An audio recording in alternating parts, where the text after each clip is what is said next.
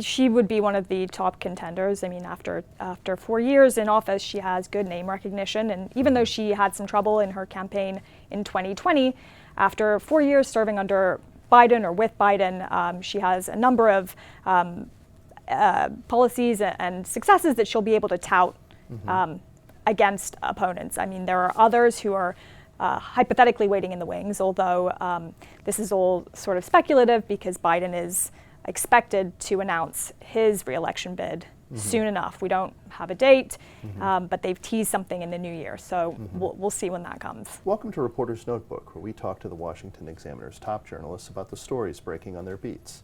I'm Jim Antle. I'm joined today by White House reporter Katherine Doyle. Katherine, we're taping this before the president's planned trip to the border, which, you know, people have been asking him to go there for the whole time he's been in office. But he has rolled out some new immigration initiatives ahead of this trip.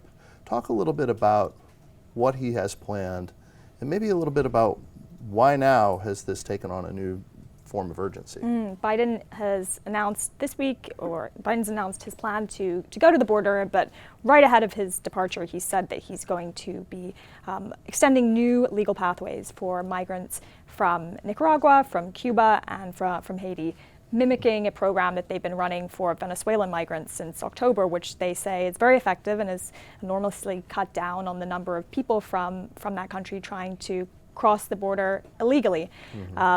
Biden faces record numbers of arrivals at the southern border since taking office, and the administration is preparing for the rollback of Title 42 at some point soon. It's been hit back and forth in the courts for several months, but they're looking for ways to slow arrivals when that eventually lifts, because it takes a tool away from them that they've been using to sort of expeditiously remove people from the United States. That's right. At the border. Yeah.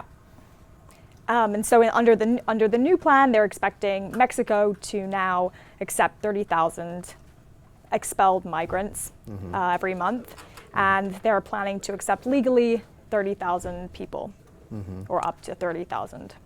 So now, there was an interesting thing when all of this was announced, that the vice president will be in attendance. Hasn't Vice President Harris sort of been viewed as the point person on border issues, or at least, as they often like to clarify, the root causes of migration? Yes, that's a portfolio item that Biden handed her very early on in his administration. He held a similar role. She's taken pains to distance herself from the end result of what that role entails. So while she's handling ostensibly some of the diplomatic issues with Northern Triangle migration countries, she isn't interested in really handling the outcomes of that at the U.S.-Mexico border. I mean, because that part doesn't really seem to be going so well. It's not. No. Yeah. It's a fraud issue, and I mean, it's not. To be fair to her, it's not a new one. Right. It's been an issue that's troubled Past administrations, including the Obama administration and the Bush administration before that. So she hasn't been. It's not a desirable role, and with her potential future political aspirations, it wasn't something that she was eager to grab onto, according to reporting. So now there are some things, and you've written about this, that maybe the new year could be better for the vice president, because there's one advantage that she's going to have that she hasn't really had before in terms of her duties in the Senate. She's been tethered to the Senate for almost 2 years now. Tied there to tie break.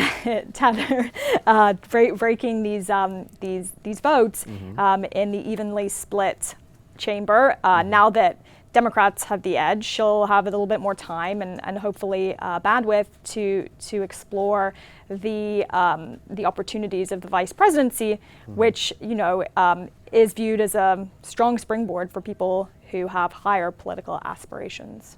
At this time, President Biden hasn't announced for re-election yet. It's expected that he will, but obviously, if for whatever reason he didn't, perhaps being 80 years old, if he didn't, she would be somebody who would be at least in the discussion and well positioned. And even if the president running for re-election and her presumably running with him as his running mate, she will probably be pretty active on the 2024 campaign trail on behalf of other Democrats. She might. We didn't see very much of that in the last midterm election cycle. She was on the trail with candidates more towards the end, but largely she spent her time with groups and activists and sort of the party base rallying stalwart Democratic voters that they wanted to get out. And it seemed to be a relatively effective strategy. It helped them close the gap in some key areas. And it could be helpful for her and for the Democrats and Biden going into 2024. So now there's been a recent book, though, that has rehashed some of the more negative aspects of how Harris is perceived by others, certainly maybe even some inside the Biden administration. What are the kinds of things that they were talking about? She's had difficulties with staff and with management issues. I mean, some of this has been reported by us and by many others, and these date back to her time as Attorney General of California. It's not a new thing. But this new book by Chris Whipple, which looks at the first couple of years of Biden's presidency, it cites not just disgruntled former staffers, but people who really respected her and worked for her for many years, who say that she was a very challenging boss to work for, and sort of dismissing criticism that these complaints come at her from people who are looking to bring her down because of her race or her gender. So it adds some credibility to the idea that she may have trouble leading an office as powerful as the presidency unless she finds a way to manage her immediate staff in a better way. Now, there's another person out there whose reputation as a boss has loomed pretty large in our politics for a few years now. Former President Donald Trump, who is a current candidate for the Republican presidential nomination, right now the only major candidate. Has there been any changes or shifts in terms of what that campaign is looking like as we head into the new year? Campaign has been very quiet. We've seen very little of them. Trump has made some comments, and he's been working the phones amid a speakership votes for McCarthy as he tries to lock down the leadership role. But he hasn't had much luck in swaying some of the holdouts who are otherwise allies of his and who he has supported, and vice versa over the years. And this is viewed by some as the most recent indication of his slipping sway or grip on even party faithful. A lack of MAGA mojo, perhaps? Perhaps. Did you get your trading cards for Christmas? I think that they must have gotten lost in the chimney because I didn't see them, but perhaps they're on their way. We'll have to get the Trump-appointed Postal Service director to look into that. Thank you, Katherine. You can read Katherine and the rest of our political team's coverage at washingtonexaminer.com.